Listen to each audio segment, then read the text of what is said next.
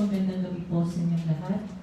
Sa sama-sama nating pagdiriwang ng banal na Eucharistia, isama po natin sa ating mga panalangin ang mga sumusunod na intensyon: pasasalamat ni Wilfredo at Cristina Pascua at pamilya, Juliet Herrera, Darly at Gemma Riohilon Mendoza at Manaloto family, Ivy Brino at pamilya, Lenny Garcia, Socorro Castañeda, Salvador at Anita Ramos, at para sa natatang kahilingan ng Ramos family.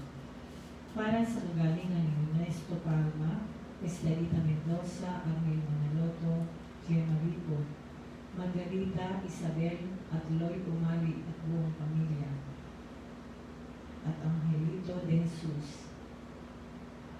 Para sa kalwalatian ng mga kaluluwa ng mga yumawang Joanna Henry, Buena, Asuncion, Rafael, Kathleen Gay, at Rupo, at para sa lahat ng kaluluwa sa purgatorio.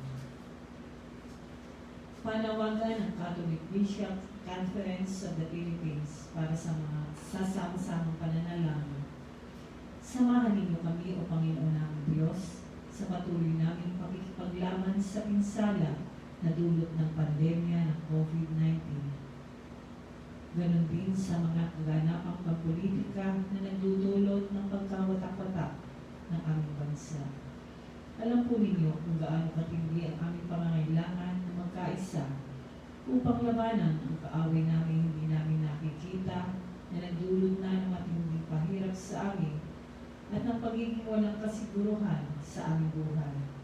Malawak ang pagkalat ng infeksyon ng mga napupuno ng mga paggamutan, pagkawala ng hanap buhay, gutom, malawak ang pagkalugi ng mga negosyo at kamatayan. Idinadalangin namin ang aming mga lingkod-bayan, ang mga taong nasa pamahalaan, lalo na yung mga nananatiling matuwid at nagpapatuloy maglingkod na may tunay na malasakit at pagmamahal sa aming bansa. Ingatan mo po sila, Panginoon, at bigyan sila ng tapang na manindigan para sa katatohanan at katarungan. Naway ang krisis na ito dulot ng pandemya ay naging daan ng pagbabalik loob at pagbabago ng aming mga puso. Magtulong nawa ito sa amin na makapanindigan kami higit pa sa mga personal at pangpolitikang interes namin, at madala namin ang lahat naming mga pagsisikap para sa kabutihan ng lahat. Naway gabayan kami ng iyong Espiritu na tumugon na may awa at pagmamalasakit sa mga dukha, ang mga walang-wala, at ang mga lalong nangangailangan ng sektor ng aming lipunan, sapagkat alam namin na anuman ang gawin namin sa mga maliliit naming kapatid ay ginagawa namin sa inyo. Amen.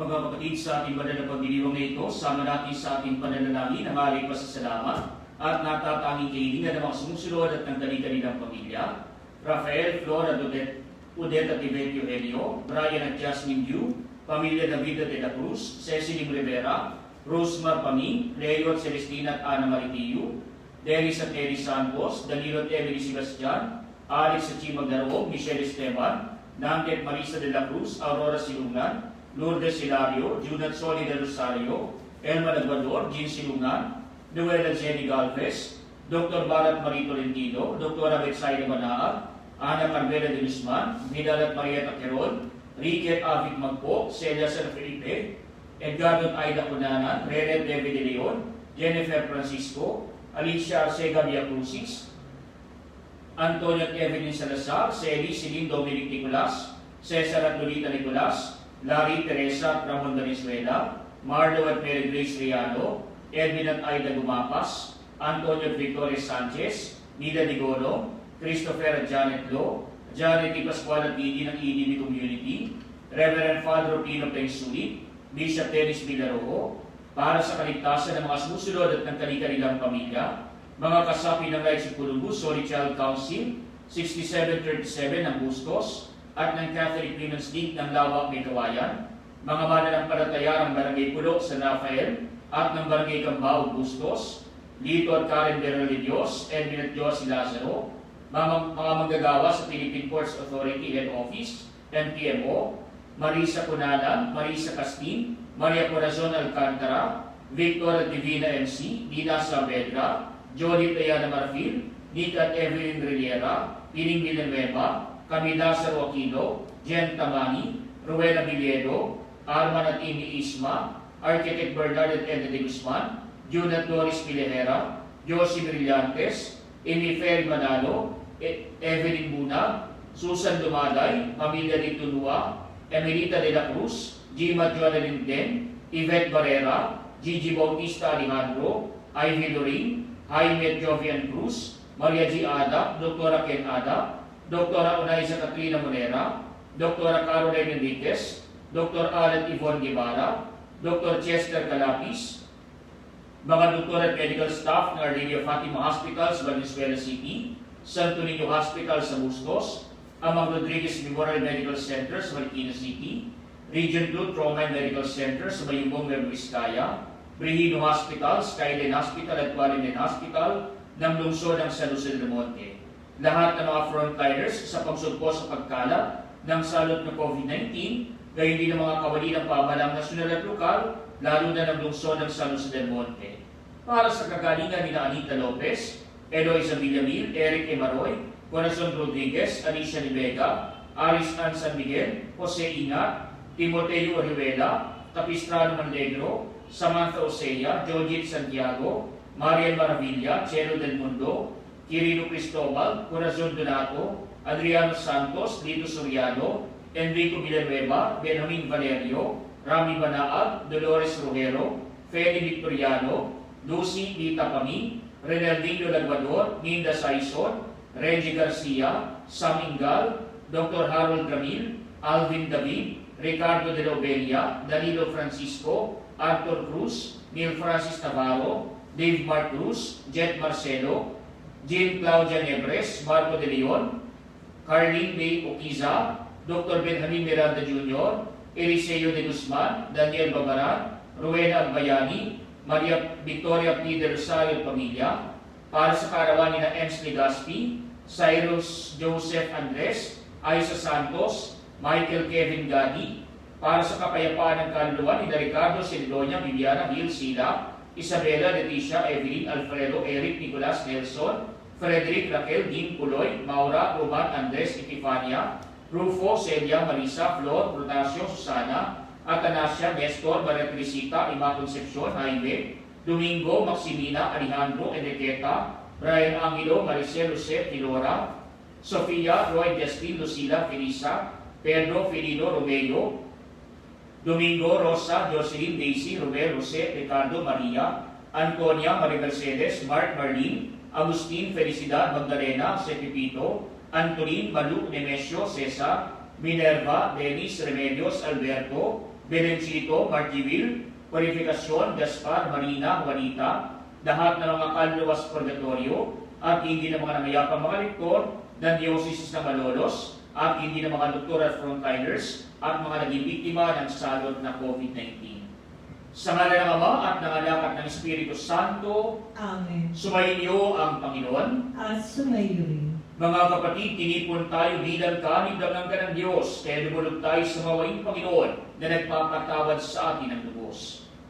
Sinugong tagapagpagaling sa mga nagsisisi, Panginoon, kaawaan mo kami. Panginoon, kaawaan mo kami. Dumating na tagapaganyayang mga makasalanan magsisi, Kristo, kaawaan mo kami. Kristo, kaawaan mo kami. Nakaluglo ka sa kanan ng Diyos, Ama, pa rin pamagitan kami, Panginoon, kaawaan mo kami. Panginoon, kaawaan mo kami. Kaawaan tayo ng makapangyarihang Diyos, patawarin sa ating mga kasalanan, at patnubayan tayo sa buhay na walang hanggan. Amen. Manalangin tayo. Ang madaming makapangyarihan, manatili kang kapiling ng iyong sambayanan na iyong laging kinahabagan at pinagbibigyan upang tinampok ng iyong pamumuno at pagsubaybay ay muli mong ikalugon at panatilihin mong kinalulugdan. Sa pamamagitan ng Jesu Kristo kasama ng Espiritu Santo, magpasawalang hanggan. Amen.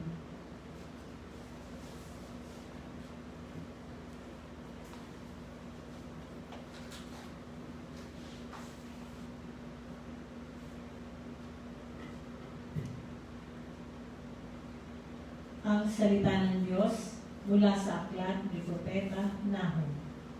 Masdan mo't dumarating na ang maghahalid ng mabuting balita at magpapahayag ng kapayapaan. Ipagdiwang mo ang iyong mga pista, Huda, at tuparin ang iyong mga pangako, sapagkat hindi na muling darating sa iyo ang masama. Siya'y ganap ng naparang, panunumbalikin ng Panginoon ang kadakilan ni Jacob, gaya ng nararapat sa Israel, sapagkat hinubaran sila ng mga lubusog at sinira ang kanilang mga ubasan. Kawawa ka, lungsod ng mamamatay tao, bayang sinungaling at mangangamkam, walang katapat sa sama. Lumalagapak ang mga latigo, lumalagasa ang mga gulong, nagdadambahan ang mga kabayo, umahaginit ang mga karwahe, sumusugod ang mga gabayo, kukumikinang ang kanilang tabak, humipislap ang dulo ng sibat, di mabilang ang patay, naghambalang ang mga bangkay, natitisod ng nagdaraan, tatabunan kita ng dumi, gagawing hamak at iismiran. Lalayuan ka ng lahat ng makakakita sa iyo. Sasabihin nila, kaya nang nilibig. Sino ang tatangis sa kanya? At saan ako hahanap ng aalib sa kanya? Ang salita ng Diyos. Salamat sa Diyos. Nasa pasya ng may kapal ang buhay at kamatayan. Nasa pasya ng may kapal ang buhay at kamatayan. Darating ang araw ng aking paniningil at paghihiganti hanggang sa sila'y humapay at mabuwal. Pagkat ang wakas nila ay malapit na, ililigtas ng poon ang kanyang bayan, siya'y mahahabag sa mga maglilingkod sa kanya. Nasa pasya ng may kapal ang buhay at kamatayan. Malalaman kong ngayong ako ay ako nga, at maliban sa akin, wala ng Diyos. Ako'y pumapatay at maaaring bumuhay. Napapagaling ko ang aking sinusugatan. Nasa pasya ng may kapal ang buhay at kamatayan. Iahasa ko itong aking tabak, at ang katarong ay aking igagawad. Ang parusay ibabagsak ko sa mga kaaway, at sisingilin ko ang sa akin na susuklang. Nasa pasya ng may kapal ang buhay at kamatayan. Hallelujah, hallelujah.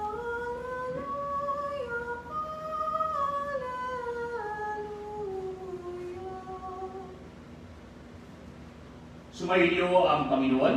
At sumayo rin. Ang mabuting balita ng Panginoon ayon kay San Mateo. Papuri sa iyo, Panginoon. Noong panahong iyon, sinabi ni Jesus sa kanyang mga alagad, kung ibig niyo ang sumunod sa akin, limutin niya ang ukol sa kanyang sarili, pasanin ang kanyang krus at sumunod sa akin. Ang naghahangad na magligtas ng kanyang buhay ay siyang mawawalan nito. Ngunit ang mag-ari ng kanyang buhay alang-alang sa akin ay siyang magkakamit noon. Ano nga ang mapapala ng isang tao, makamtan man niya ang buong daigdig, kung ang katumbas naman ito ay ang kanyang buhay? Ano ang maibabayad ng tao para mabalik sa kanya ang kanyang buhay? Sapagat darating ang anak ng tao na taglay ang dakilang kapamilya ng kanyang ama at kasama ang kanyang mga anghel. Sa panahon niya igaganti niya ang bawat tao ayon sa kanyang ginawa. Sinasabi ko sa inyo, may ilan sa inyo rito na hindi mamamatay hanggat hindi na nakikita ang anak na tao na pumaparito bilang hari. Mga kapatid, ang mabuting balita ng Panginoon. Pinupuri ka namin, Panginoong Jesucristo.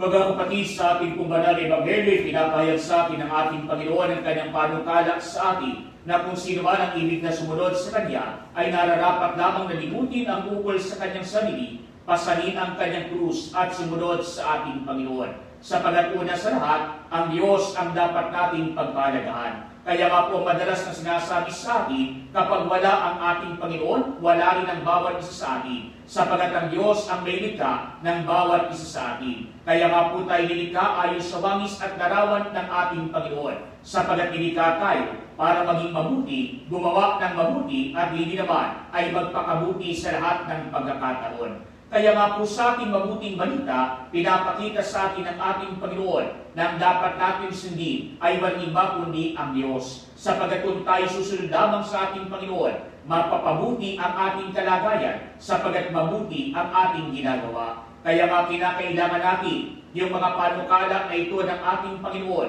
upang nang sa gayon, madalas tayo mapaalalahanan ukol sa dapat nating tahakin habang tayo nasa lupa pa lamang. Na tayo naglalakbay pa lamang ng tagumpay ng bawat isa sa atin ay kapag tayo ay sumapit na sa karian ng ating Panginoon. Sapagat sa ngayong paraan, pinapahayag natin na tayo nga ay nagtagumpay, hindi sa ganang ating sariling lakas, kundi sa tulong at tabag ng ating Panginoon. Sapagat kung sa ating sariling lakas lamang, hindi natin kaya ang lahat ng bagay. Subalit sa tulong ng ating Panginoon, lahat ay magagapi. Kaya nga kahit ang kamatayan ay ginapit ng ating Panginoon. Kaya nga matapos ang ating buhay dito sa lupa, may panibagong buhay na nag-aantay sa atin sa kabila. Namamatay lamang ang ating katawang lupa, subalit ang ating kaluluwa ay nagpapatuloy sa buhay. Subalit ang paglipat natin sa kabila ay pagpapahayag lamang sa atin na hindi na muling magwawakas pa ang buhay na pinagkaloob sa atin ng ating Panginoon.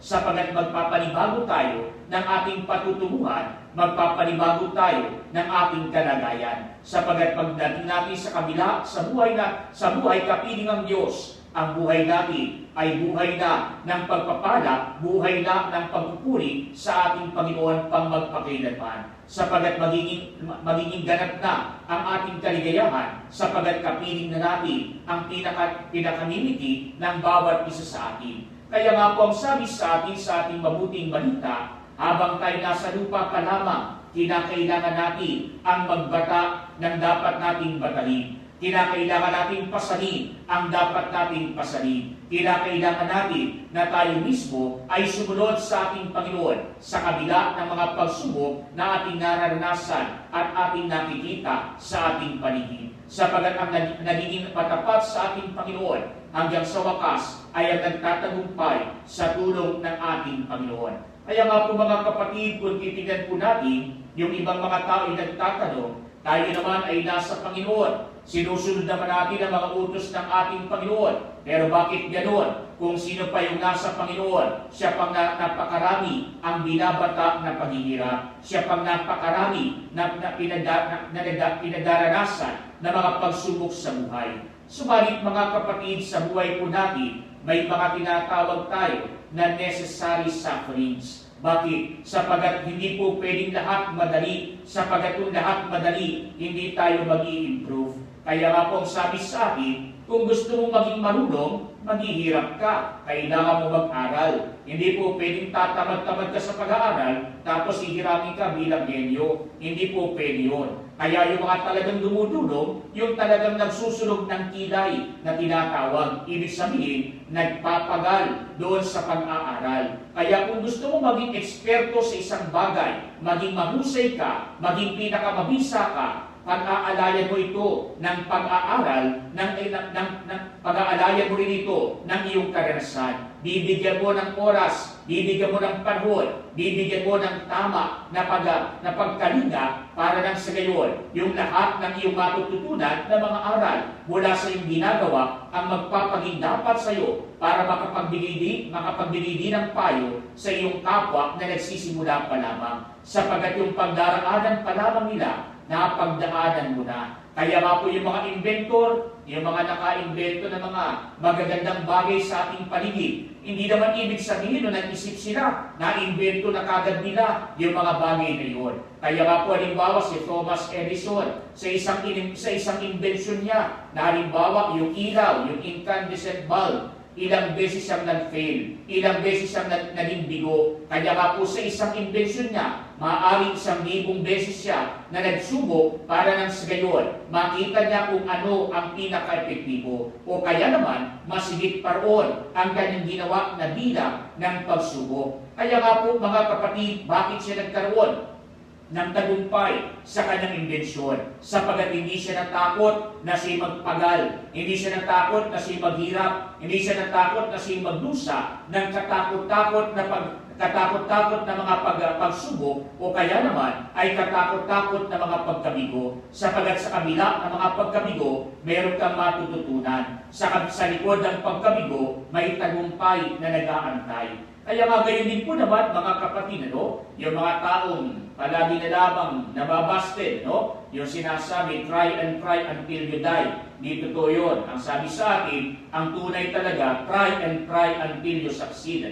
Kaya ang sabi nga ay, walang matintimang dalaga sa isang taong talagang matindi ang pagsusumika sa kanyang paninigalampugan. Anong ibig sabihin? Kahit na yung mahirap bigawang dalaga, kapag naging masikap ka, ay unti-unti baka mapasayo kapag napagpalubag mo ang loob niya. Kaya nakikita doon sa iyong pagsusumikap, nakikita sa iyong paghihirap, sa iyong pagpupunyagi, sa iyong pagpapagal para makuha mo ang iyong pinakamimiti. Kaya gayon din po naman mga kapatid, sa buhay natin, kung gusto mong magpakabait, magdurusa ka. Bakit? Sapagat kinakailangan mo na iwasan, kinakailangan mong pag-alaya ng panahon, yung pag-isipan mo, kung yung nasa paligid mo, yung taong karat mo, o kung ano ba yung sasabihin mo, iisipin mo, gagawin mo. Mabuti ba ito o masama? Kasi para sa taong masama, madali na yan.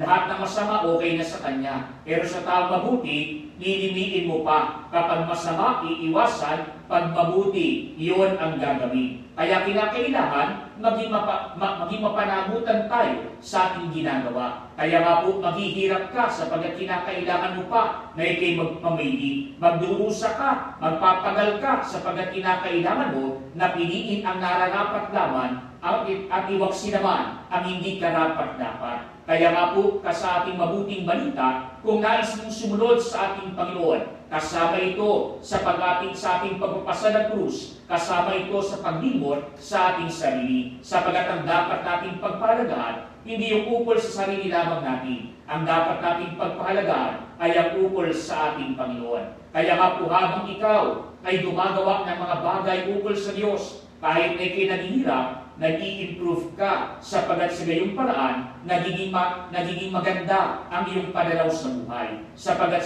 sa ating pagsusumikap, makikita natin na sa likod ng ating pagpupunyagi, marami na tayong pinagdaanan, marami na rin tayong ibinaksi, pero nakita natin yung mas nararapat, nakita natin kung alin ang mas mahalaga. Kaya nga sa pagsunod sa ating Panginoon, walang easy way out. Lahat ay magdaraan sa mga pagsubok, lahat ay magpapasa ng krus, lahat ay lilimot sa kanyang sarili para nang sa gayon ay masundan natin ang yapak ng ating Panginoon. Bilang panguli, mga kapatid, kapag tayo po ay nakakakita ng mga paru-paro na para po bang minsan nakakaingit ang saya-saya nila, palipat-lipat lang ng mga bulaklak na kanilang dinadapuan. Ang saya-saya nila, napupunta nila yung mga gusto nilang puntahan kasi nakakalipan sila. Pero alam po ninyo mga kapatid, bago yan naging paru-paro, nagsimula yan sa maliit na bagay. At anong kanilang pinagmulan? Sila pinagsimula sa pagiging itlog lamang. Pagkatapos nung napisa,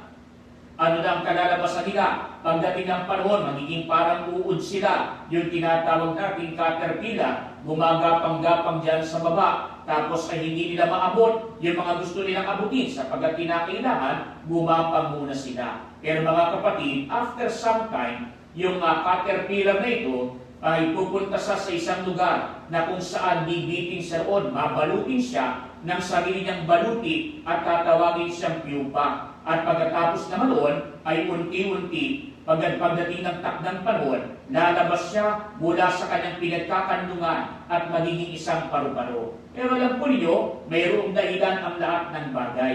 Kaya kapag ka po yung isang pupa, yung parang uod na nasa loob ng baluti na malapit na maging paru-paro, ay nasa takdang panahon na ng kanyang paglabas. Yung iba naaawa. Bakit? Sapagat kapag ka po yan ay lumalabas mula sa kanyang baluti, ano po ang nangyayari sa kanya? Nag-i-struggle siya, nahihirapan siya. From 15 to 30 minutes, gano'n ang ginagawa niya. Parang imposible na makalabas siya sapagat napakahirap lumabas doon sa kanyang lungga, doon sa nakabalot sa kanya. Kinakailangan mahati iyon o kaya naman ay makalusot sa roon. Pero alam po ninyo mga kapatid, no, may dahilan ng lahat ng bagay. Bakit? Sapagat yung iba naaawa, ang ginagawa nila, tinutulungan yung pupa o kaya naman ay yung batang butterfly, batang paru-paro na dapat ay lalabas na mula sa kanyang baluti, mula sa nakabalot sa kanya. At alam po ninyo mga kapatid, maganda yung intensyon ng iba.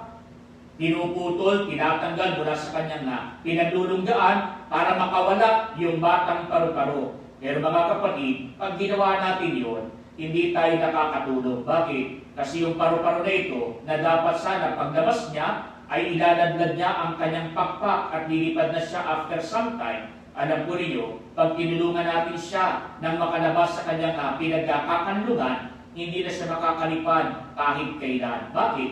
Kasi kailangan yung kanyang pag-i-struggle. Kailangan niyang puwersahin yung kanyang sarili para nang sa gayon, habang napupersa ang kanyang katawan na lumalabas doon sa loob o sa labas ng baluti na ito ng pinagkakanlungan niya, paglabas naman niya, habang pinupuwersa niyang kanyang sarili, ito rin ang nagpupuwersa doon sa kanyang katawan na ilabas yung mga liquid o mga fluid para pumunta doon sa kanyang pakpak. At ito ang magsisilbi na magiging lakas ng pakpak ng paru-paro na ito. Ito ang simula ng kanyang pagbukadkad. Na kapag hindi ito nalagyan ng fluid na ito, hindi na kailanman bubukadkad yung kanyang pakpak. Kailanman hindi na magiging malakas yung kanyang pakpak na ito. Kaya nga po mga kapatid, easy way out yung ginagawa ng iba. Tinutulungan yung paru-paro na ito na makalabas doon sa kanyang lungga. Pero sa bandang huli, hindi ka nakatulong. Lalong pang isinadla sa kawalan ng pag-asa yung paru-paro na ito. Pero yung paru-paro na ito, sa kabila ng kanyang struggles, sa kabila ng kanyang pagpupunyagi, kapag pinuwersa niya yung kanyang sarili at yung fluid sa kanyang katawan ay napuwersa rin niya patungo doon sa mga tubo na maliliit sa kanyang pakpak, anong mangyayari sa kanya? After some time, siya ngayon ay magiging paru-paro na makalilipad kung saan-saan. Kaya nga po, matapos ang kanyang paghihirap, may ginhawa. Matapos ang kanyang kalungkutan sa loob ng kanyang pinagkukumblihan, may ligaya sa kanyang paglipad doon sa kabukiran.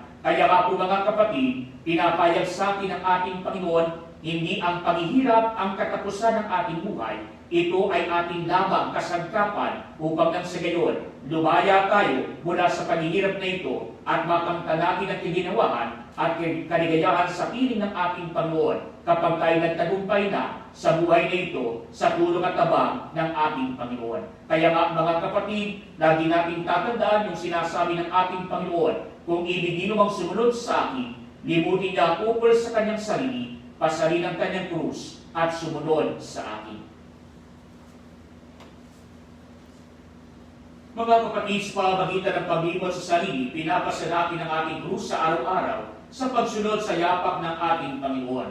Manalig tayo upang mapawi ang pagiging makasarili na naghihiwalay sa ating Panginoon. At sa bawat paramita ng ating itutugon, makapangyarihang Diyos, bigyan mo kami ng kapangyarihan. Makapangyarihang Diyos, bigyan mo kami ng kapangyarihan. Ang Santo Papa at mga obispo naway pasalin ang kanilang krus ng pastoral na pagkalinga at tungkulin na walang makasariling sakripisyo. Manalangin tayo sa Panginoon. Mga kapangyarihang Diyos, bigyan mo kami ng kapangyarihan.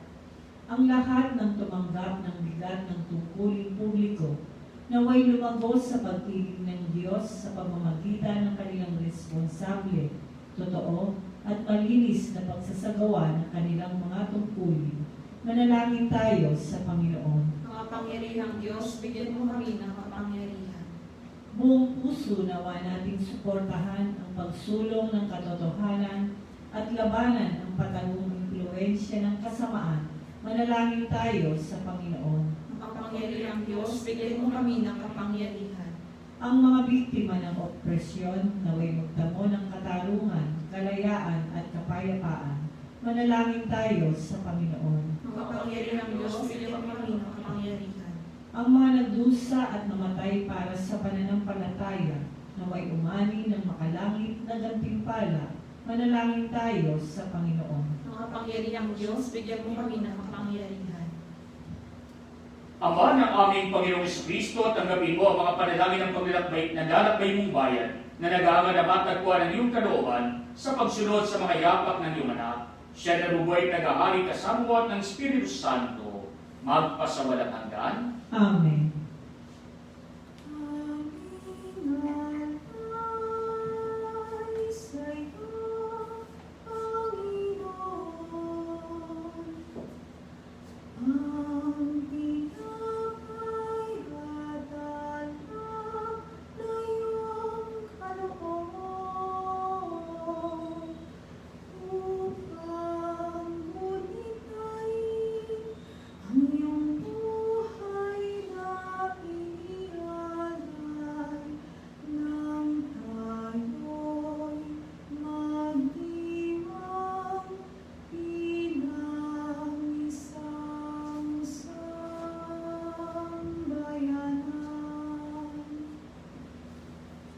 Manalangin kayo mga kapatid upang itong paghahain ay maging kalugod-lugod sa Diyos Amang makapangyarihan. Tanggapin nawa ng Panginoon ito paghahain sa iyong mga kamay sa kapurihan niya at karangalan sa ating kapakinabangan at sa buong sambayanan niyang banal. Ama naming nilikha, para ba ng awa, gawin mong banal ang mga ari namin Diyos sa ng kalugdan, at kami gawin mong haing sa ilanging nakalaan. Sa pamamagitan ni Jesucristo kasama ng Espiritu Santo, magpasawalang hanggan. Amen. Sumainyo ang Panginoon. At sumayo rin. Itaas sa Diyos ang inyong puso at diwa. Itinaas na namin sa Panginoon. Pasalamatan natin ang Panginoong ating Diyos. Marapat na siya ay pasalamatan. Ang madaming makapangyarihan, tulig ang marapat na ikaw ay aming pasalamatan sa pamamagitan ni Jesucristo na aming Panginoon. Siya'y naging kapwa naming maasahan upang may magulang umako sa pananagutan dahil hanggang mo magbagong kinamis ng pagkakanya-kanya ng sangkatauhan. Bunga ng pagtitiis siya'y danalig at ang kamatayan ay kanyang dalupi. Kaya siyang aming daan para aming masapit ang iyong tapat at maasahang pag-ibig. Kaya kaysa ng mga anghel na nagsisiawit ng papuri sa iyo nang walang humpay sa kalangitan, kami nagbubunyi sa iyong kadakilaan. Santo, Santo, Santo, Panginoong Diyos na mga hukbo, napupuno ang langit at lupa ng kadakilaan mo, o sana sa kaitaasan. Pinagpala ang naparirito sa ngalan ng Panginoon, o sana sa kaitaasan. Ama naming banal, ikaw ang bukal ng tanang kabanalan, kaya sa pamagitan ng iyong Espiritu, gawin mong banal ang mga kaloob na ito, upang para sa amin maging katawan at dugo ng aming Panginoong Jesucristo. Bago niya pinag-isang kusang loob na maging handog, inawakan niya ang tinapay, pinasalamatan kaniya, pinagati-hati niya iyon, iniabot sa kanyang mga alagad at sinabi, tanggapin ninyong lahat ito at kanin. Ito ang aking katawan na ihahandog para sa inyo.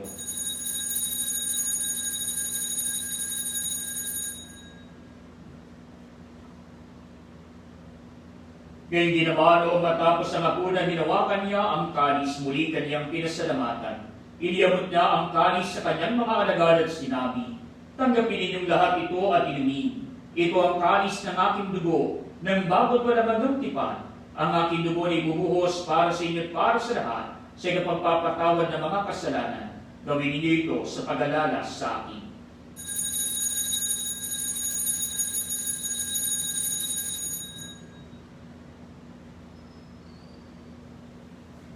Mga kapatid, ang misteryo ng ating pananampalataya. Si Kristo'y namatay, si Kristo'y nabuhay, si Kristo'y babalik sa wakas ng panahon.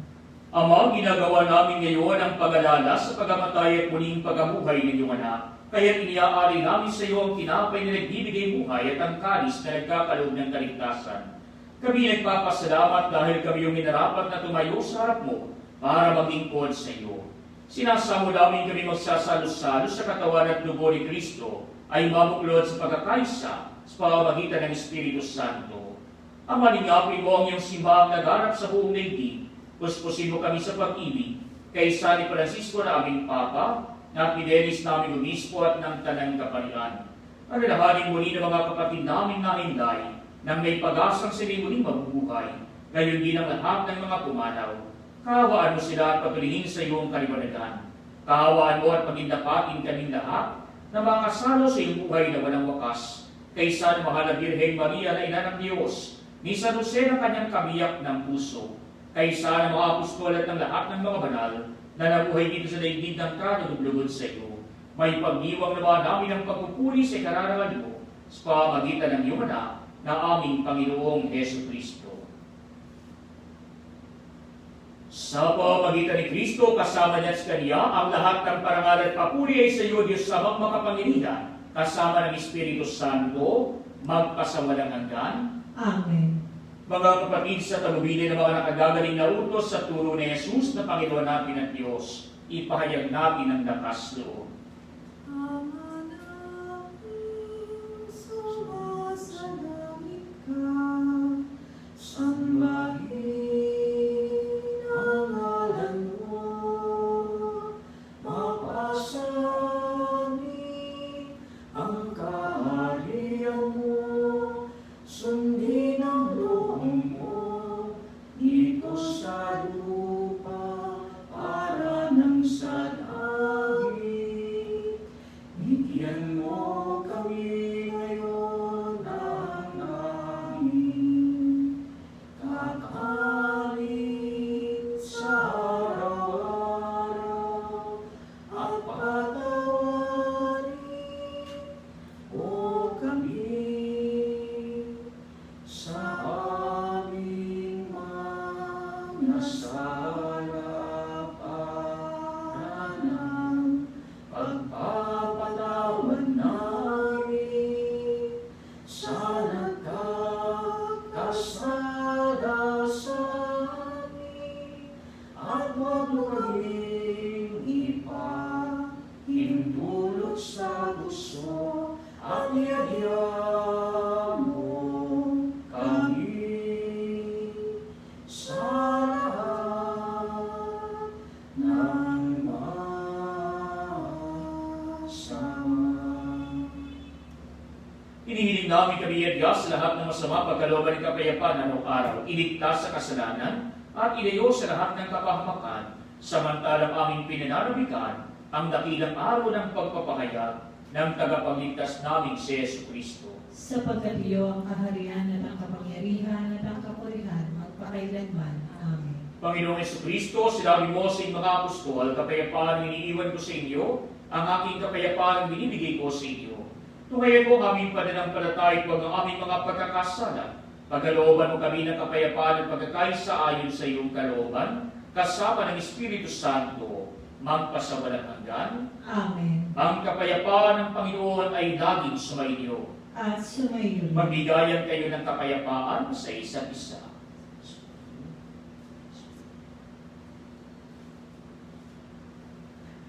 Kordero ng Diyos na nag-aalis ng mga kasalanan ng sanlibutan, maawa ka sa amin.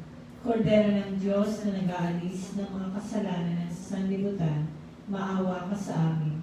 Kordero ng Diyos na nag-aalis ng mga kasalanan ng sanlibutan, ipagkaloob mo sa amin ng kapayapaan. Mga kapatid, ito si Kristo ang kordero ng Diyos na nag-aalis ng mga kasalanan ng sanlibutan. Mapapalad tayong inaanyayahan sa kanyang piling. Panginoon, hindi ako karapat-dapat na magpatuloy sa iyo. Ngunit sa isang salita mo lamang ay gagaling na ako.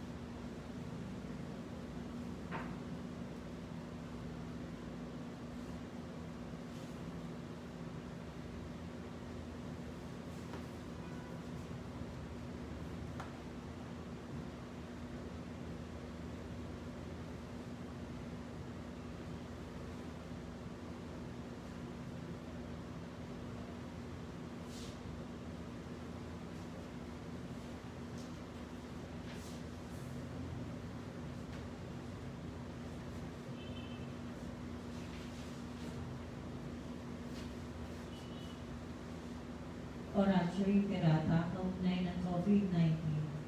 Amang makapangyarihan, lumalapit kami sa iyo sa aming pangangailangan. Ingatan mo kami laban sa COVID-19 na lumalaganap sa kasalukuyan at nagiging sanhi ng kamatayan. Tulungan mo ang mga nagsisipag-aral sa kalikasan at pinagmumulan ng salot na ito at kung paano masusugpo ang paglaganap ng sakit na dulot nito. Gabayan mo ang mga kamay at isipan ng mga eksperto sa medisina nang mapaglingkuran nila na may puso at kakayahan ng mga may karamdaman at sa mga sangay ng pamahalaan at mga pribadong ahensya na makatagpo ng lunas at solusyon sa salot na ito. Isinasamo namin ang mga dinapuan ng sakit na ito ay mabalik sa kalusugan sa madaling panahon. Kumilos nawa kami sa ikabubuti ng lahat at matulungan ng lahat ng nangangailangan. Hinihiling namin ito sa pamamagitan ni Jesucristo, kasama ng Espiritu Santo, magpasawalang hanggan. Amen. Maria, takbuhan ng mga Kristiyano. Ipanalangin mo kami.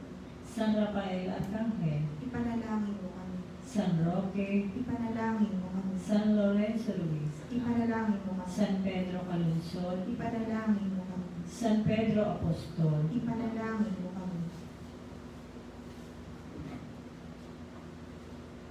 Manalangin tayo.